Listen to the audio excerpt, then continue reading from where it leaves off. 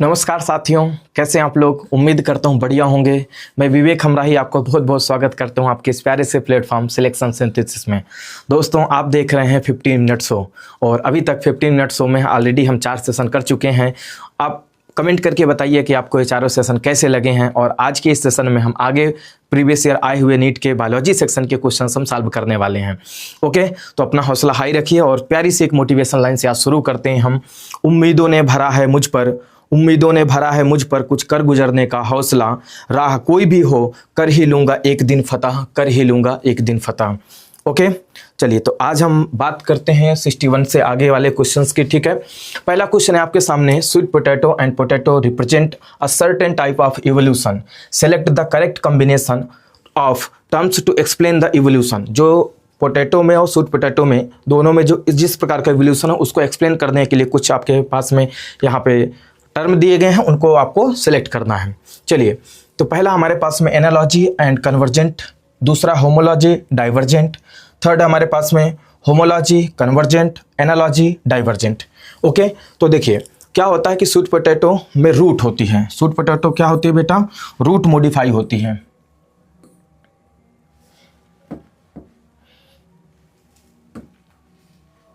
ठीक है, तो स्वीट पोटैटो में क्या होती है बेटा? जो रूट होती है और रूट मॉडिफाई होती है।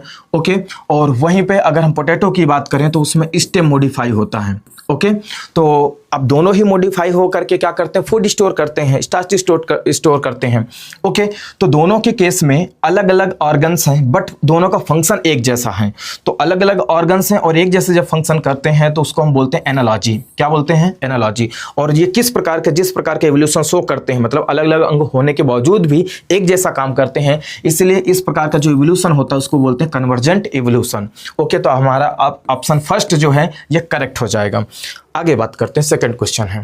ठीक है, with the help of given pedigree diagram, एक डायग्राम दिया गया है पेडिग्री का। आगे उसमें फाइंड आउट करना है कि प्रोबेबिलिटी क्या होगी birth of a child having no disease, एक ऐसा चाइल्ड जिसके पास कोई डिसीज ना हो, या फिर क्या हो बीइंग अ कैरियर, या उसके पास में कोई कैरियर हो। कैरियर में आपको पता ही है कि अगर कोई रिसेसिव डिसीज होती है तो उसके पास में एक ऑटोजोम या फिर एक एक्स क्रोमोजोम में डिसीज होती है। ठीक है, तो has the disease mutation in one of the allele gene, ठीक है, of the gene in F3 generation. हमसे यहाँ पे F3 जनरेशन दिया हुआ है और इस F3 जनरेशन में हमसे पूछ रहा है। ओके,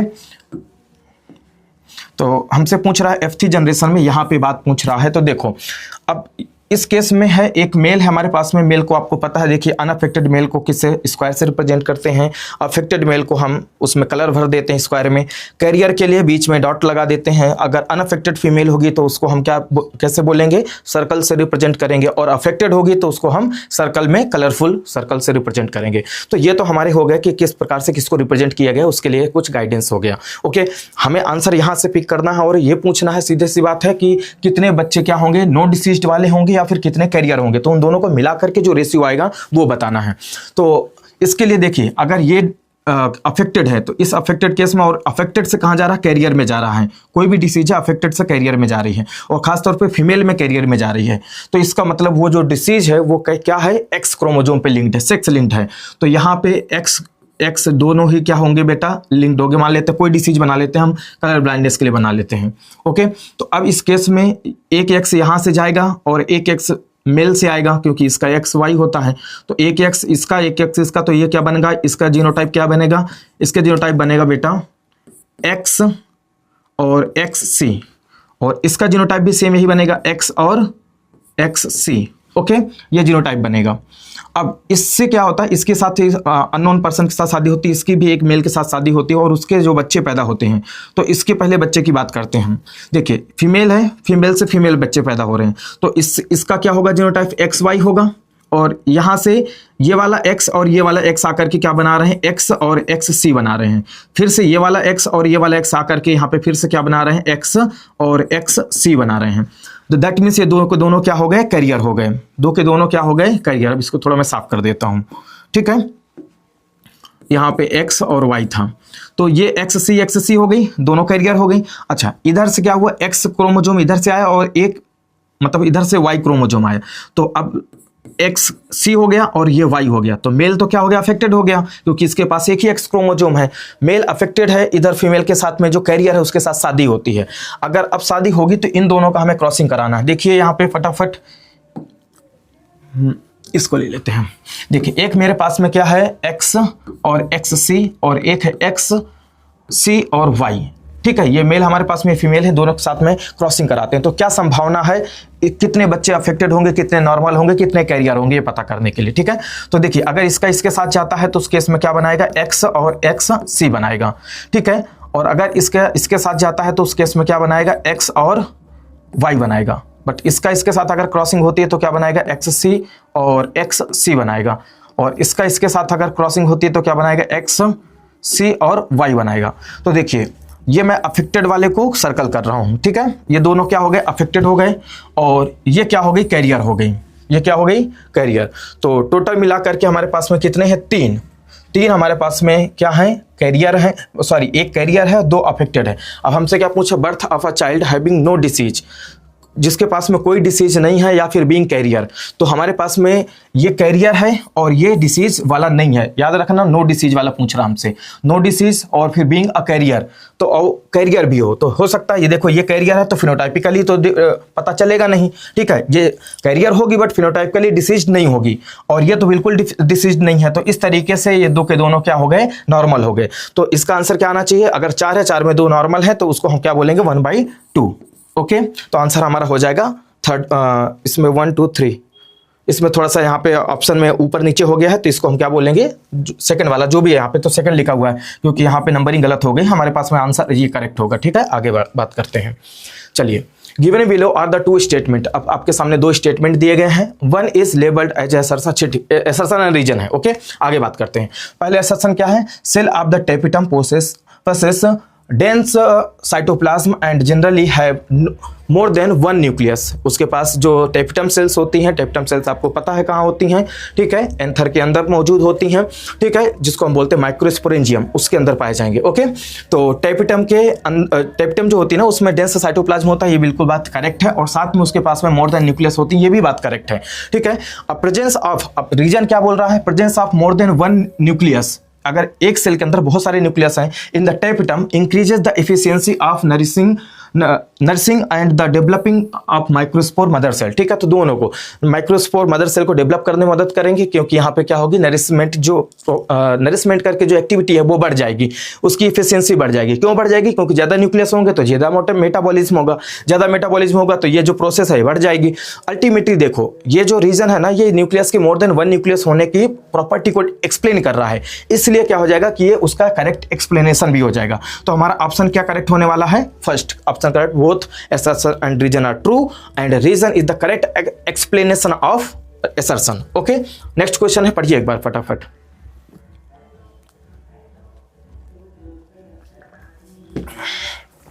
चलिए, how many meiotic and mitotic divisions needs to occur for the development of mature female gametophyte from the megaspore mother cell. ठीक है, इन एन एंजियोस्पर्मिक प्लांट। ठीक है, एंजियोस्पर्मिक प्लांट में क्या होता है बेटा कि आपके पास फीमेल गेमेटोफाइट है, अब उसमें से एक प्रकार से मेगास्पोर बनने के लिए कितने मियोटिक डिवीजन होंगे, क्या होगा, ये बात कर रहा है। ठीक है, देखो, तो हमें क्या करना, मियोटिक डिवीजन पता करना है और साथ में माइटोटिक डिवीजन पता करना है, जहां से कि हमें क्या मिल जाए, एक प्रकार से मेगास्पोर मदर सेल में, ताकि क्वेश्चन क्या बोला, development of mature female gametophyte from the megaspore mother cell. तो हमें फीमेल गेमेटोफाइट बनाना है कहां से, मेगास्पोर मदर सेल से। तो देखिए, एक बार मियोसिस होता है, मियोसिस के फर्स्ट एक होता है मियोसिस एक ही होगा, बट ये 2 पार्ट में होगा, एक फर्स्ट पार्ट में होगा और एक सेकंड पार्ट में होगा। तो मियोसिस फर्स्ट और मियोसिस सेकंड को हम एक ही मियोसिस काउंट करेंगे। तो देखो, मियोसिस तो एक होता है, बट जब 4 मेगास्पोर बन जाते हैं, ठीक है, जैसे मेगास्पोर मदर सेल है मेरे पास में, ठीक है, मेगास्पोर मदर सेल, ठीक है, एमएमसी। अब यहां से क्या बनेंगे, 4 मेगास्पोर बनेंगे, 1 2 3 4 ऐसे करके बनेंगे। ओके, अब ये 4 के चारों कैसे होंगे, हैप्लॉइड होंगे, और ये 4 बनने के लिए क्या होगी बेटा, मियोसिस होगी। 2 स्टेप में होगी मियोसिस फर्स्ट और मियोसिस सेकंड। अब जैसे 4 बन जाएंगे तो इसमें से 3 क्या हो जाते हैं, डिजेनरेट कर जाते हैं, और एक अपने आप को डेवलप करेगा फीमेल गेमेटोफाइट में। ओके, अब फीमेल गेमेटोफाइट में जब डेवलप करेगा तो इसके अंदर जो न्यूक्लियस होगा वो पहले फ्री न्यूक्लियर डिवीजन होता है। फ्री न्यूक्लियर डिवीजन होगा तो एक सेल के अंदर 2 न्यूक्लियस बनेंगे, अपोजिट पोल में मूव कर जाएंगे, फिर इस 2 से रुको, दो अपोजिट पोल में मूव कर जाएंगे और फिर इनके बाद फिर से दोनों न्यूक्लियस फिर डिवाइड करेंगे। तो इससे दो से न्यूक्लियस कितने हो जाएंगे? तो देखो पहला डिवीजन हुआ तो कितने बने? 2 बने। अब दूसरा डिवीजन हुआ तो कितने बन गए? 4 बन गए। अब थर्ड डिवीजन होगा जब तो कितने बन जाएंगे? 4 से 8 बन जाएंगे। ठीक है, तो इस तरीके से 8 न्यूक्लियाई बनके तैयार होती हैं। ठीक है, अब जैसे 8 न्यूक्लियाई बनेंगी, अब इनमें से फिर आगे फर्दर साइटोकाइनेसिस हो जाएगी। अल्टीमेटली फिर ये सेल अपने अपने पार्ट में डिवाइड हो जाएंगे। जैसे उसमें 3 एंटीपोडल सेल्स बन जाएंगे, 2 पोलर न्यूक्लियाई हो जाएंगे और बाकी 3 एग अपरेटस बना लेंगी। तो ये हो गया हमारा बनेगा एक पूरी तरीके से फीमेल गैमेटोफाइट। तो यहाँ से देखो तो कितने माइटोटिक डिवीजन हुए? 3, 1 2 3 3 माइटोटिक डिवीजन हुए और साथ में एक मियोसिस हुआ। ऑप्शन आपका फर्स्ट करेक्ट हो जाएगा, थर्ड करेक्ट हो जाएगा, 1 मियोसिस एंड 3 माइटोसिस। ओके, आगे बात करते हैं 65 क्वेश्चन नंबर में। Which of the following is an example of zygomorphic flower? Zygomorphic flower का मतलब होता है कि जो बायलेटरल सिमेट्रिकल हो, मतलब किसी भी प्लेन से काटें सिर्फ 2 पार्ट में डिवाइड हो। तो इसका बहुत प्यारा सा एक एग्जांपल होता है हमारे पास में पी प्लांट। ठीक है, थर्ड ऑप्शन करेक्ट हो जाएगा। बाकी सभी क्या है? एक्टिनोमॉर्फिक है। नेक्स्ट क्वेश्चन है 66। After maturation in primary lymphoid organs the lymphocytes migrate for interaction with antigens to secondary lymphoid organs tissue like.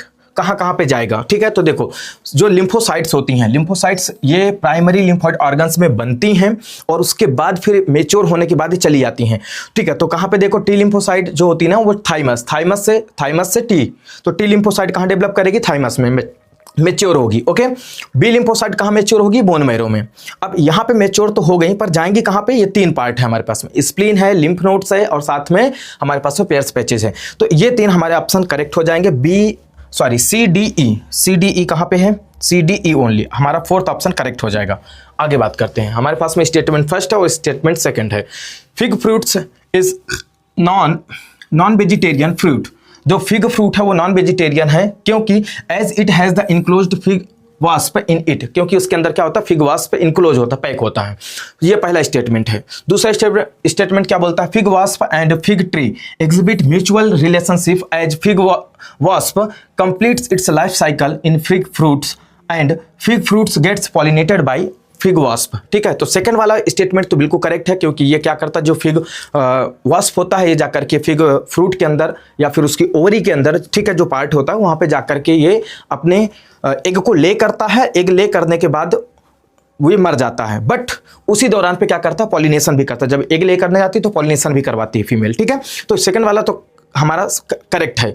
But first वाला स्टेटमेंट क्या बोलता है कि नॉन वेजिटेरियन है। तो नॉन वेजिटेरियन इसलिए नहीं होगा बेटा क्योंकि वहां पे जो मरता है that is female fig wasp जो होती है वो मर जाती है एग ले करने के बाद, बाहर नहीं निकल पाती है। तो वो पूरी तरीके से ऑर्गेनिकली तरीके से क्या हो जाती है? एब्जॉर्ब कर ली जाती है उस फ्रूट के द्वारा। तो वो उसका कुछ पार्ट बचता नहीं है वहां पे, इसलिए वो क्या हो जाएगी? एक प्रकार का वेजिटेरियन फ्रूट होगा, फ्रूट नॉन वेजिटेरियन नहीं होगा। तो हमारा स्टेटमेंट फर्स्ट जो है ना वो इनकरेक्ट होगा। Statement first is incorrect but statement second is correct. तो हमारा फोर्थ ऑप्शन क्या हो जाएगा? करेक्ट हो जाएगा। आगे बात करते हैं, what is the main function of spindle fibres? Spindle fibre का ड्यूरिंग माइटोसिस दौरान पे स्पिंडल फाइबर का मेन फंक्शन क्या होता है?